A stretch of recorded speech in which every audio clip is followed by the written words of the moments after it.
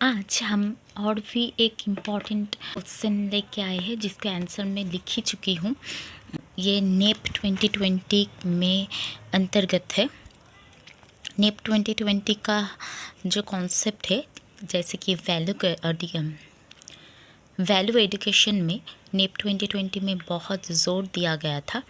वो value education कितने types है और उसकी जो डिस्क्रिप्शन है वो एक बार PYQ में आ चुकी है, वही हम जानेंगे। सोशल वैल्यू एजुकेशन नाम से ही पता चल रहा है सोसाइटी के लिए है, तो आंसर क्या होगा? Make people better and more responsible citizen. मतलब क्या है? सोशल वैल्यू एजुकेशन अगर हम पाएंगे तो फिर हम एक रिस्पॉन्सिबल सिटीज़न बन सकते हैं और सोसाइटी को और ज़्यादा बेटर बना सकते हैं। फिर है स्पिरिचुअल का दो मतलब है, रिलेटेड टू गॉड भी है। जैसे स्पिरिचुअल के मतलब खुद की जो एनर्जी एवेकेंट करना, वो भी स्पिरिचुअल में ही अंतर्गत है। जैसे कि मेडिटेशन से हम लोगों की स्पिरिचुअल वैल्यू एजुकेशन बढ़ती है। तो आंसर क्या है? टू कीप माइंड काम एंड एवेकेंट। मतलब हमारी जो माइंड है उसे शांत और सदा जागृत रखना चाहिए, और वो हम कर सकते हैं स्पिरिचुअल वैल्यू एजुकेशन से। कल्चरल वैल्यू एजुकेशन, आपके नाम से ही पता चल रहा है कि कल्चरल जो डाइवर्सिटी है उसको बढ़ावा देना, मतलब किसी और की कल्चर को डिसरिस्पेक्ट ना करे, ये वैल्यू एजुकेशन में आएगी।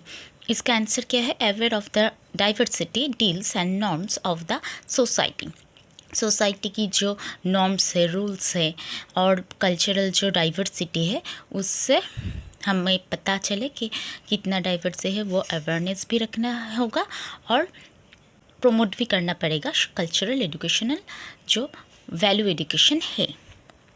यूनिवर्सल वैल्यू एजुकेशन, यूनिवर्सल मतलब ग्लोबल सिटीज़न के लिए है। जैसे कि people should know more values applicable to mankind के लिए जो वैल्यू होना चाहिए वो सब यूनिवर्सल वैल्यू एजुकेशन में अंतर्गत है। और भी छोटा छोटा बहुत ही क्वेश्चन लिखी हूँ, जैसे कि लॉन्गिट्यूडिनल जो स्टडी है कितने टाइप की है, ट्रेंड स्टडी है, प्रोस्पेक्टिव स्टडी है, कोहोर्ट स्टडी है। आपको पता है कोहोर्ट स्टडी बहुत ही इम्पॉर्टेंट है।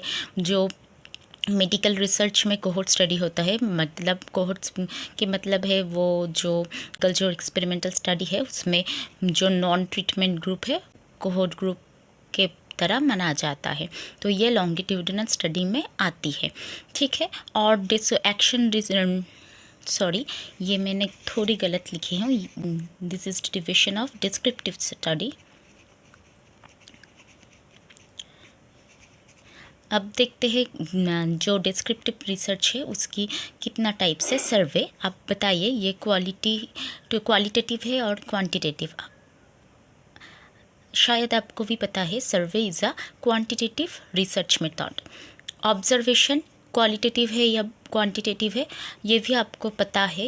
ये बोथ है, मतलब दोनों को ही टिक मारना पड़ेगा।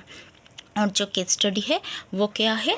आपकी क्वालिटेटिव है। फिर से बता रही हूँ, सर्वे, ऑब्जर्वेशन और जो केस स्टडी है वो डिस्क्रिप्टिव रिसर्च की एग्जाम्पल्स और टाइप्स है।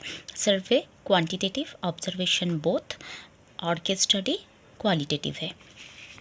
और भी एक नोट्स यहाँ पे लिखी हूँ, लॉन्गिट्यूडिनल स्टडी मतलब एक सैम्पल को और सेम सैम्पल को डिफरेंट पीरियड ऑफ टाइम, मतलब जो हम बचपन में क्या कर रहे हैं, टीनेजर में क्या कर रहे हैं और एडल्टहुड में क्या कर रहे हैं, वो स्टडी करते हैं। तो ये लॉन्गिट्यूडिनल में अंतर्गत है। क्रॉस सेक्शनल मतलब सेम टाइम पे डिफरेंट स्टडी, जैसे कि हम और आप कहाँ पे गए हैं, एक टाइम पे ही क्या करेंगे, हम और आपके ऊपर स्टडी होगा, तो ये क्रॉस सेक्शनल स्टडी होगा। केस स्टडी मतलब सेम टाइम पे जो इन डेप्थ एनालिसिस होता है वो केस स्टडी होता है। और केस स्टडी तो हमें अभी पता चल गया कि ये डिस्क्रिप्टिव रिसर्च में अंतर्गत है, ठीक है। ये PYQ में एग्जैक्ट ऐसे ही आया था, मैंने सॉल्व कर दिया, वो अलग ऑप्शन में आई थी, आपको पता है। और ये मैंने कुछ और क्वेश्चन जिसको शॉर्ट में कर दिया है वो मैंने आपको बता दिया। शायद ये वीडियो आपको बहुत हेल्प में आए। आप ये लिख सकते हैं, बहुत ही छोटा सा एक नोट है। Thank you.